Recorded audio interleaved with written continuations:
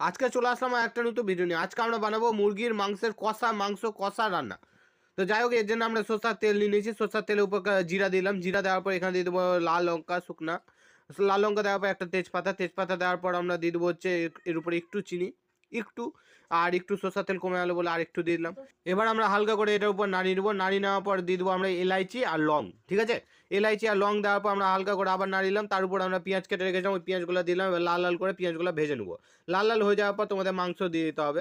হালকা করে আমরা নাড়িয়ে নেবো। নাড়িয়ে নেওয়ার পর এখানে 3 মিনিটের জন্য ঢেকে দেবো।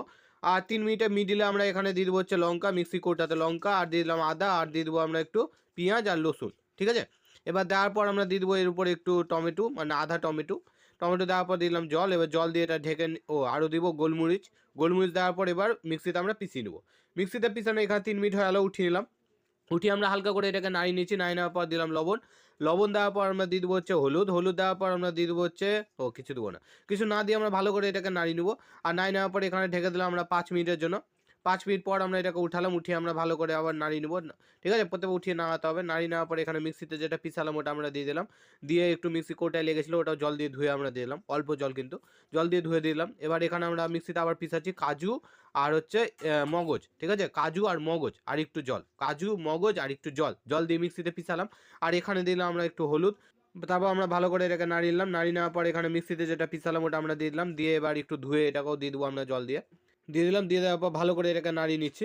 নাড়িয়ে নেওয়ার পর আমরা এর উপরে দিয়ে দেবো জিরা গুঁড়া। এখানে আমরা জিরা গুঁড়া দিলাম। তারপর দিয়ে দেবো ধনা গুঁড়া। ধনা গুঁড়া দেওয়ার পর আমরা দিয়ে দেবো হচ্ছে গরম মশলা গুঁড়া। এই তিনটা দেওয়ার পর আমরা দিয়ে দেবো লঙ্কার গুঁড়া। লঙ্কা গুঁড়া দেওয়ার পর আমরা একটু ভালো করে আবার নাড়িয়ে নেবো। মোট কথা আমাদেরকে শুকাতে হবে। তো এবার আমরা ফুটিয়ে যাবো আর নাড়িয়ে যাবো, ফুটিয়ে যাবো নাড়িয়ে যাবো, এটাই করবো। ঠিক আছে, তো এখানে আমরা রসুনও দিয়ে দিলাম। তো এখানে ভালো করে আবার নাড়িয়ে নিচ্ছি, আবার ফুটিয়ে নিচ্ছি, আবার ঢেকে দিলাম আমরা 5 মিনিটের জন্য। 5 মিনিট পর আমরা এটাকে উঠালাম। উঠিয়ে এবার ভালো করে আবার এটাকে নাড়িয়ে নেবো। নাড়িয়ে নেওয়ার পর আবার আমরা এটাকে ফুটিয়ে যাবো। ফুটিয়ে যেতে তাই আবার একটু নাড়িয়ে যাবো। আবার ফুটিয়ে যাবো, নাড়িয়ে যাবো, আবার 3 মিনিটের জন্য আমরা ঢেকে দিলাম। 3 মিনিট পর উঠালাম। উঠিয়ে আমরা ডান্স করলাম, এখানে ভালো করে ডান্স করছি তাক দিন আর দিন, তাক দিন আর দিন।